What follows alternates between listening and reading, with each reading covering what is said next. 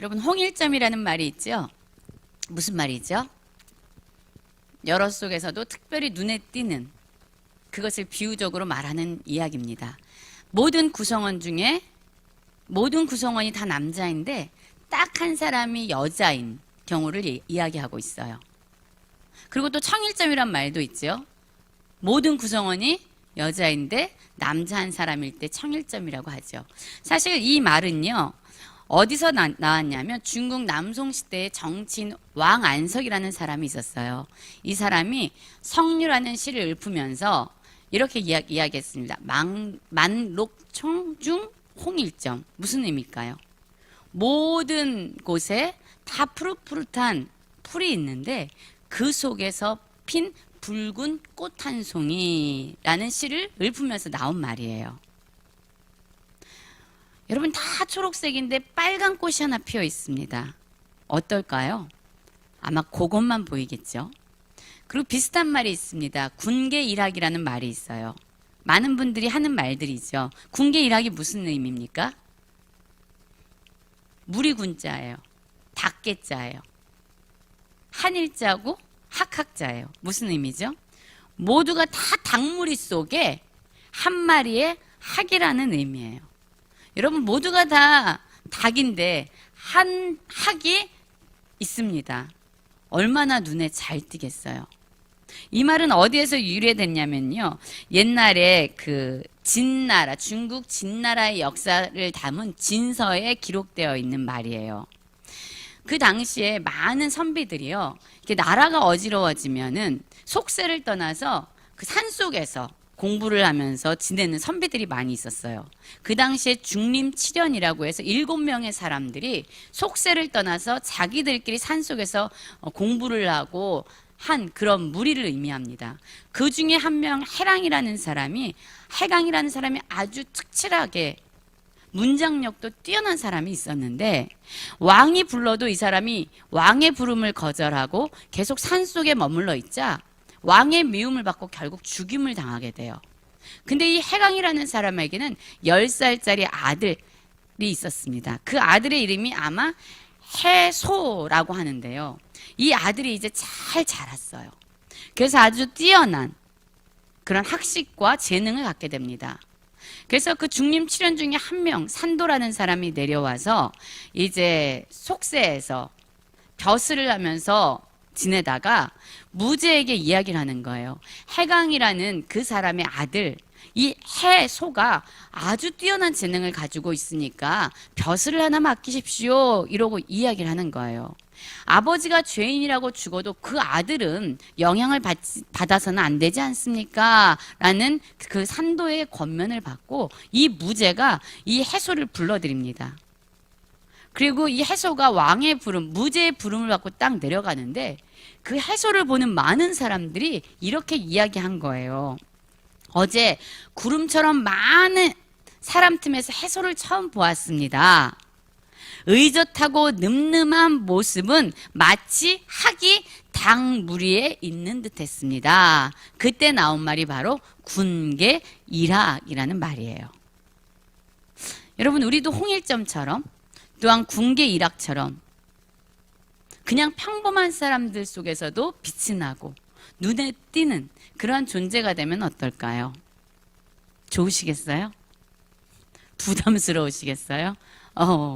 오늘 말씀을 보면은요, 예수님 주변에 많은 무리들이 모여 있습니다. 많은 군중들이 있었어요. 여러분, 예수님이 어디에 계시든 무슨 일을 하시든 예수님이 계신 그 자리에는 많은 무리들과 많은 군중들이 모여 있었습니다. 예수님을 조금 더 가까이 보려고, 어떻게 하면 예수님을 만질 수 있을까? 어떻게 하면 예수님이 벌이신 그 놀라운 기적을 내가 직접 볼 수 있을까라는 생각으로 많은 사람들이 예수님의 뒤를 쫓았습니다. 여러분, 예수님이 이렇게 있어요. 많은 군중들과 많은 무리들이 있습니다. 얼마나 예수님에게 더 가까이 나가고 싶어 했겠어요. 서로 밀치고 서로 당기면서 어떤 사람은 예수님의 몸에 손을 대기도 하고 어떤 사람은 예수님의 옷에 손을 대기도 하면서 얼마나 많은 사람들이 예수님께 가까이 나가려고 몸부림을 쳤겠습니까? 그런데 여러분, 이상한 것은 예수님 옆으로, 예수님 앞으로, 예수님 곁으로 몰려들었던 그 모든 사람이 예수님의 능력을 경험한 것이 아니었다는 거죠. 많은 병자들이 예수님의 치유의 은혜를 누리기 위해서 예수님을 따랐을 거예요. 그러나 예수님을 따르는 모든 사람들이 질병에서 나음을 얻은 것이 아니었습니다. 많은 문제를 가지고 예수님이 문제 해결해 주십시오라고 예수님을 따랐을 거지요. 그러나 예수님을 따르는 모든 사람들이 문제 해결을 받은 것은 아니었다는 거예요. 오늘 본문에 나온 그런 사람들의 이야기가 있습니다. 예수님은 군중들과 많은 무리 속에서 계셨어요. 그러나 예수님의 능력을 잊고 예수님의 은혜를 경험한 사람은요, 모든 무리도 모든 군중도 아니었다는 거죠. 그 군중 속에 있었던 오직 한 여인, 그 무리 속에 있었던 오직 한 여인만이 예수님의 치유의 능력을 경험하고 예수님의 은혜를 누리는 놀라운 그런 기적 가운데 살아가게 되는 거예요. 이 여인이야말로 예수님의 주목을 받은 여인이었어요. 이 여인이야말로 홍일점이었고요. 이 여인이야말로 예수님에게는 군계 일학이었습니다.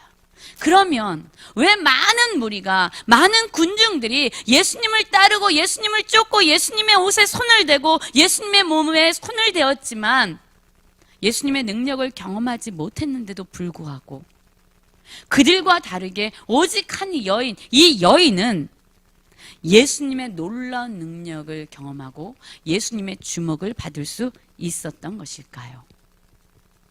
우리가 오늘 이 말씀을 보면서 함께 우리 자신을 돌아보기 원합니다. 우리도 지금 예수님을 만나기 위해서 이 자리에 나왔어요. 모든 성도님들이 살아계신 예수님을 만나고 또한 그분과 교제하고 그분의 능력을 입고 그분의 은혜를 누리기 위해서 지금 이 자리에 나왔습니다. 그런데 이 중에서 얼마나 많은 사람들이 예수님의 능력을 경험하고 예수님의 살아계심을 경험하고 예수님의 은혜를 누리고 그분과 교제하며 살아갈 수 있을까요? 이 예배가 마쳐진 이후에, 우리의 기도가 멈춰진 이후에 우리가 이 교회의 성전의 문을 나가면서 예수님을 만나지도 못하고 나가는 것이 아무렇지도 않고, 기도를 했음에도 불구하고 예수님과 깊은 교제로 들어가지 못했음에도 불구하고 아무렇지도 않게 우리의 발걸음을 돌리고 있는 것은 아닌지 우리가 우리 자신을 돌아보기 원해요. 오늘 이 여인의 삶을 통해서 그렇다면 우리가 어떻게 예수님의 능력을 경험하고 이 무리와 동일한 사람이 아니라 이 무리 중에서 완전히 구별되어진 그런 한 사람으로 주님 앞에 나아갈 수 있는 것일까요? 첫 번째입니다. 여러분, 우리가 예수님 그분을 만나고 그분의 능력을 경험하고 그분의 은혜를 누리기 위해서는 우리의 삶이 진정 절망뿐임을 고백해야 합니다. 그리고 그 절망 중에서 우리의 유일한 소망 되시는 주님을 바라볼 수 있어야 합니다. 여러분, 한번 생각해 보십시오. 예수님을 따르는 이 많은 무리들, 군중들이 있었어요. 아마 이 사람들은요, 각자 나름대로 예수님을 따르는 그 이유가 있었을 겁니다. 이 사람들의 그 인생의 스토리는, 또한 그들의 인생의 사연들은요, 다 달랐을 거예요. 어떤 사람들은 자녀나 배우자나 가족의 문제로 말미암아 예수님이면 이 문제를 해결해 줄 수 있지 않을까라고 따라온 사람들도 있었을 거예요. 또 어떤 사람은 경제적인 어려움 때문에 소문을 들으니까 예수님이 오병이어로 5,000명의 사람들을 먹였대더라 라는 그 소문을 듣고 예수님이라면 우리의 경제적인 문제를 해결해 줄 수 있지 않겠어? 예수님이라면 우리의 이 고른 배를 채워줄 수 있지 않겠어? 라는 그런 바람으로 예수님을 따르는 사람들도 있었을 거예요. 그리고 어떤 사람들은 육신의 질병을 치유받기 위해서 예수님을 따르는 사람들도 있었을 겁니다. 또 어떤 사람들은 마음의 우울함으로, 마음이 무거움으로 어떻게 견딜 수 없어서 예수님의 얼굴을 보기 위해서 예수님을 따르는 사람들도 있었을 거예요. 여러분, 지금 우리들이 예수님을 만나기 위해 이 자리에 왔습니다. 아마 각각의 다른 사연들이 있으실 거예요. 각각 다르게 뭔가 문제를 가지고 이 문제를 해결받기 위해서 지금 이 자리에 나온 우리들의 이야기는 아마 다 다를 겁니다. 오늘 이 본문 속에서 예수님께 나온 이 여인도 예수님을 만나기 위해서 나온 분명한 목적과 이유가 있었습니다. 여러분, 이 여인은요, 어떤 여인입니까? 12년 동안 혈류증을 앓았던 여인이에요. 혈류증은 어떤 병일까요? 불규칙적으로 하혈을 계속하는 병이에요. 그래서 이 병을 가진 사람들은 그 당시에 부정하다, 더럽다, 저들과 함께 있어서는 안 된다라는 그런 부정한 존재로서 사람들에게 낙인이 찍혔고요. 그리고 이러한 여인이 앉았던 자리에 손을 대기만 해도 부정함을 입었다라고 여김받을 정도로 이러한 사람들은 세상적으로도 사람들과도 단절되고 격리되는 그러한 사람들이었던 거예요. 그런데 한번 생각을 해보십시오, 여러분. 계속 내 몸에서 하혈을 하고 있는데 그것도 6개월 아니나 1년이 아니에요. 몇 년 동안이요? 12년 동안 이 여인의 몸에서 계속 하혈을 하고 있는 거예요. 여러분, 육신이 얼마나 많이 지쳤을까요? 빈혈이 조금만 와도 우린 너무나도 어지럽잖아요. 이 여인은 12년 동안 그 여인의 몸에서 계속적으로 하혈을 하고 있습니다. 이 병 때문에 몸은 지쳤지요. 또 이 지역, 이 여인이 살았던 이 가나안 지역은 어떠한 지역이에요? 물이 나오지 않는 지역이잖아요. 제대로 씻지도 못하잖아요. 이 여인이 가지고 있는 어려움은요, 우리가 상상할 수 없는 어려움이었을 거예요. 그것뿐이 아니죠. 아까도 이야기했지만 이 병은 부정한 존재다라는 낙인을 찍고 있기 때문에 세상과 사람들과 단절되고 격리돼야 되는 이러한 문제로부터는 외로움, 그러한 절망감이 아마 이 여인의 마음을 지치게 하고 힘들게 했을 거예요. 그래서 이 여인의 소원이 있다면 제발 내가 이 혈류증으로부터 고침받았으면 좋겠다. 그래서 내 몸이 좀 더 건강해졌으면 좋겠다라는 그 소원함이 이 여인이 가장 간절히 원하는 소원이었을 것입니다. 그렇죠. 여러분, 여기에 계신 우리 성도님들 각각 해결되었으면 좋은 그런 문제들이 있지요. 주님께서 들어주셨으면 좋겠다라는 그런 어려움들이 있지요. 우리는 그걸 가지고 끊임없이 주님께 나아가지만 때로는요, 우리에게 절망이 찾아올 때가 많이 있어요. 이 여인은요, 12년 동안 이 병 가운데 있었습니다. 그래서 이 여인이 어떻게 했냐면요, 우리 한번 26절 한번 다 같이 읽어볼까요? 시작.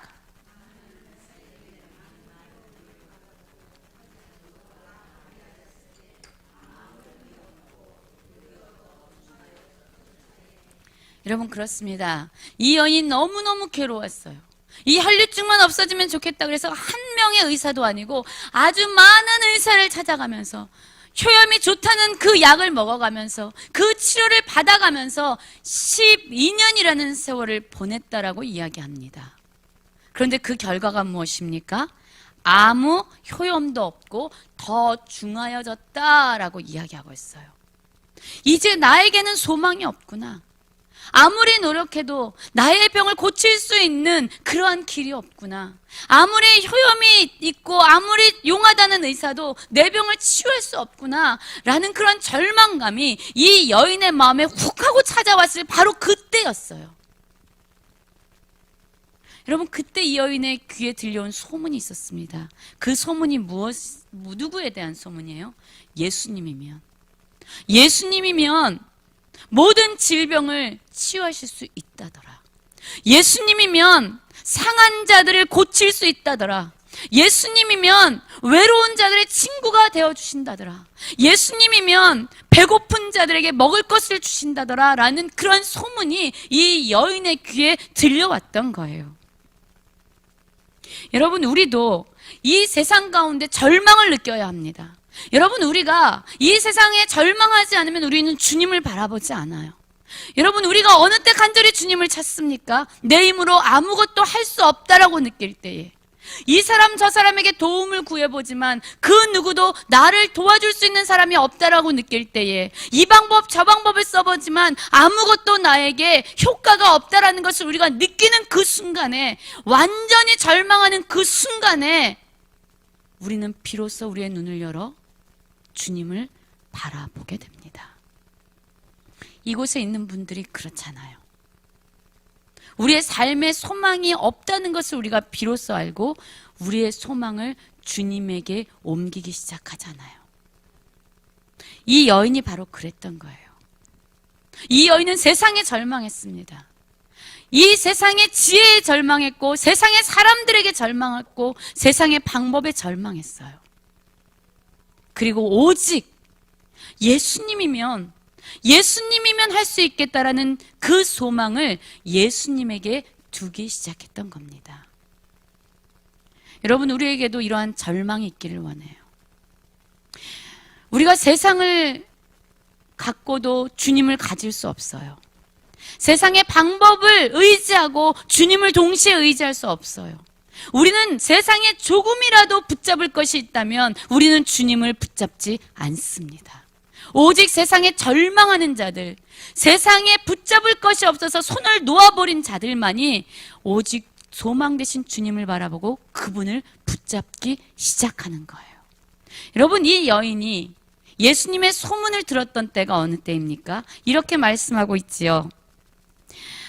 아무 효험이 없고 모든 것을 다 허비하였을 때 아무 효험이 없고 그의 옷 도리어 더 중하였던 차에.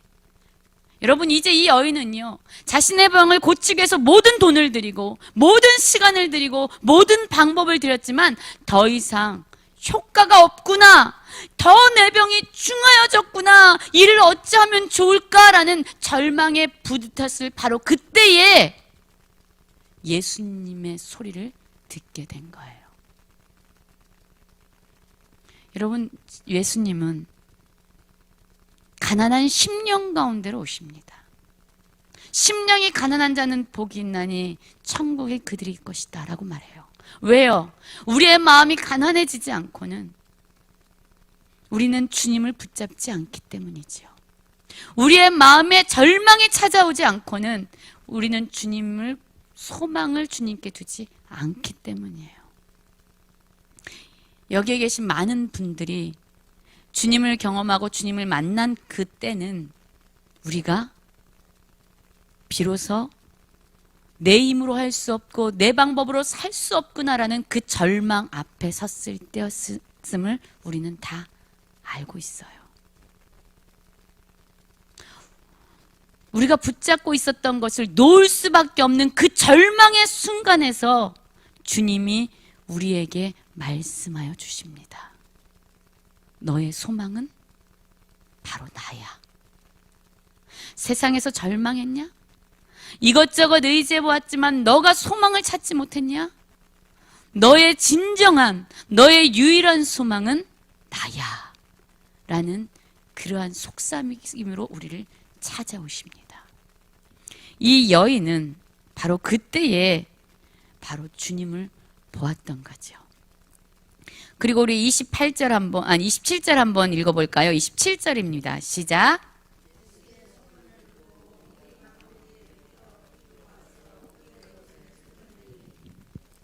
네. 여러분, 이 여인이요, 무리 가운데 끼어 들어오게 되는데요. 여러분, 이것은 쉬운 일이 아니에요. 이 당시에 이 부정한 여인이 사람들에 접촉해서는 안 되죠. 이 여인은 부정하기 때문에요, 사람들과 격리되어지고 사람들과 단절되어야만 되는 여인이에요. 그런데 지금 이 여인이 어떻게 하고 있습니까? 예수님의 소문을 듣고 무리 가운데로 지금 끼어 뒤로 왔다라고 이야기하고 있어요. 그런데 이 부정한 여인이, 이 여인이 바로 혈류증에 걸린 여인이요 라는 소리만 들려도, 이 여인이 혈류증에 걸렸다라는 것을 사람들에게 발각되기만 하면 이 여인은 돌에 맞아 죽을 수 있는 그러한 위기에 처할 수 있는 그러한 형편의 여인이었습니다.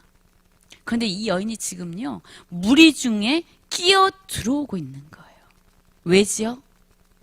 바로 예수님이 그 무리 중에 계셨기 때문이에요.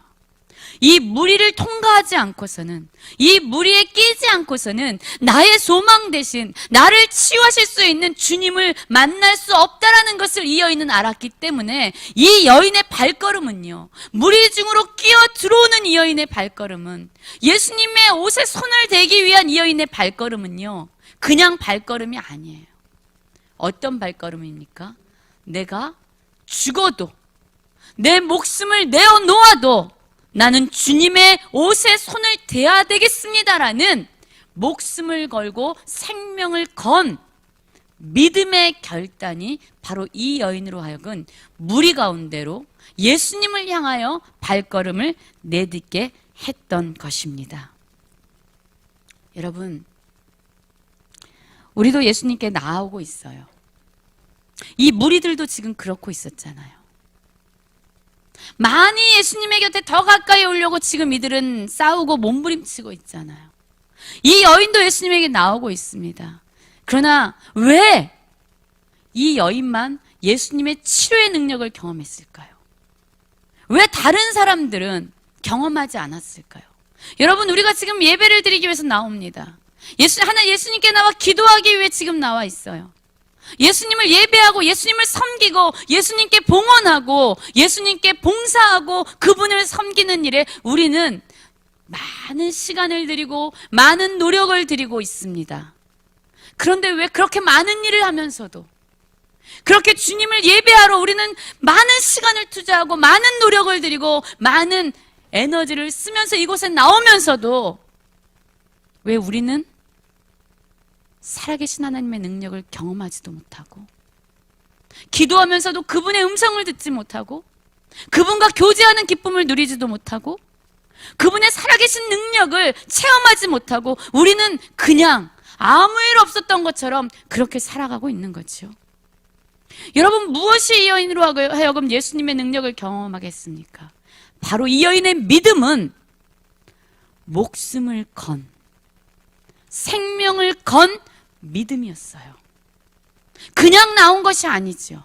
그냥 시간이 많아서, 그냥 한번 호기심으로, 그냥 내가 늘상 하던 일이니까 하러 나온 것이 아니에요. 이 여인은요, 예수님이 아니면 나는 죽은 목숨입니다. 예수님, 나는 내 목숨을 걸고 내 생명을 걸고 예수님 한 분으로 전부가 되는 그러한 믿음을 가지고 예수님께 나아갑니다라는 그러한 결단을 가지고 예수님에게 나왔던 거예요. 여러분, 지금 이 자리에 나와 있는 우리 성도 여러분, 그냥 나와 계십니까? 그냥 늘상 하던 습관대로요? 그냥 시간이 남아서요? 여러분, 우리는 하나님을 만나지 못하고 있잖아요. 만나지 못하고 돌아가면서 아무 일 없이 그냥 우리는 늘상 하던 대로 돌아가고 있잖아요. 여러분, 주님이 죽은 주님이 아니에요. 주님이 지금 죽어있는 분이 아니에요. 우리의 하나님은 살아계신 하나님이에요. 하나님은 우리를 만나주신 하나님입니다. 하나님은 우리에게 치유의 능력을 경험하게 하시는 진정 전능하신 하나님이신 것을 우리가 경험하게 되기를 원하시는 하나님입니다. 여러분, 그 하나님을 만나기 원하십니까? 우리의 예배가 주님을 만나지도 않고 아무렇지도 않게 나아가요. 기도하러 나왔으면서도 그 살아계신 주님의 음성을 듣지도 않고 그분과 친밀한 교제를 누리지도 못하고 그냥 돌아가요. 아무렇지도 않아요. 이러한 무리 중에, 이러한 군중 속에 있는 한 사람처럼 우리는 그냥 그렇게 지내고 있어요. 여러분, 우리 주님의 눈에 우리가 빛나는 보석처럼 보여지기를 원합니다. 주님이 약속하셨어요. 나를 간절히 찾는 자를 내가 만나줄 것이다. 믿음으로 하나님께 나아가는 자는 분명히 만나주실 것이라고 말씀하셨어요. 신령과 진정으로 예배하는 자를 내가 찾고 만나주신다고 말씀하셨습니다. 여러분, 그런 살아계신 하나님을 우리가 만나야 되지 않겠습니까? 이 혈류증 여인이 이 많은 무리들 속에서, 많은 군중들 속에서 유일하게 주 예수 그리스도의 치유의 능력을 경험한 것은요, 이 여인이 바로 목숨을 건, 생명을 건 그 믿음으로 한 발자국 한 발자국 주님께 나왔기 때문이에요. 여러분, 우리가 시간을 들이고 많은 노력을 들이고 많은 에너지를 들이고 주님을 께 나오면 무엇합니까?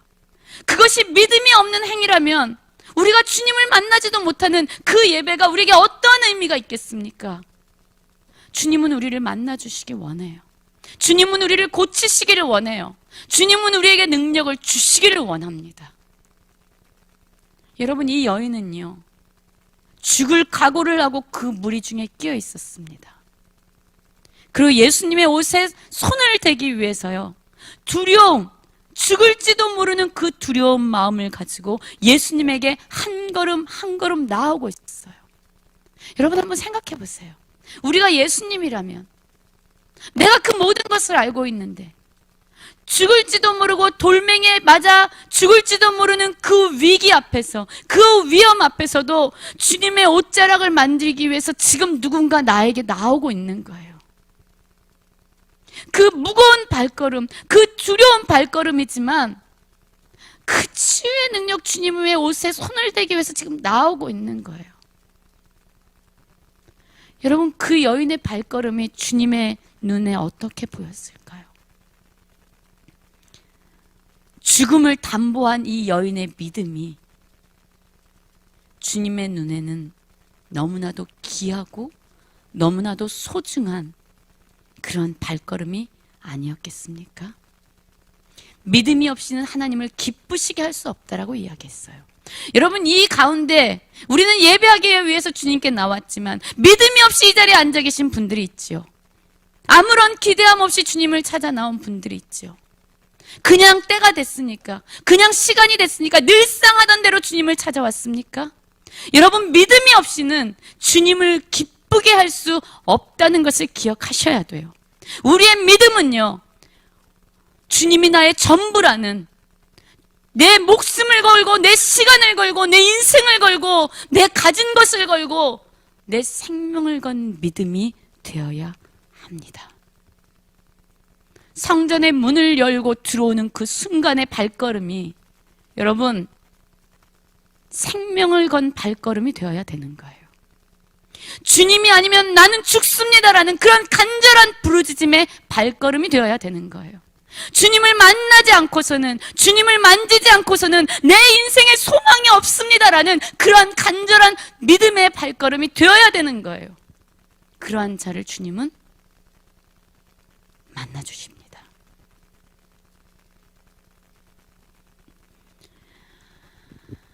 많은 시간 예수님을 믿었어요. 많은 시간 예수님을 예배했습니다. 그런데 우리의 예배가 언제부터 주님을 만나지 않고도 아무렇지도 않은 예배가 되었고, 우리의 기도가 언제부터 주님의 음성을 듣지 않고 그냥 자리에 앉았다가 일어나 나가도 아무런 부담을 느끼지 않는 기도가 되어버렸습니다. 여러분, 주님의 능력을 경험하기 원하십니까? 믿음으로 나오십시오. 우리의 전부를 건, 우리의 생명을 건, 우리의 목숨을 건 그런 발걸음으로 주님 앞에 한 걸음 한 걸음 나오시는 성도님들 되시기를 간절히 원합니다. 세 번째로, 이 여인은요, 어떠한 여인이었습니까? 바로 사람들이 아닌 하나님 앞에 서 있던 여인이었어요. 한번 이 여인을 볼까요?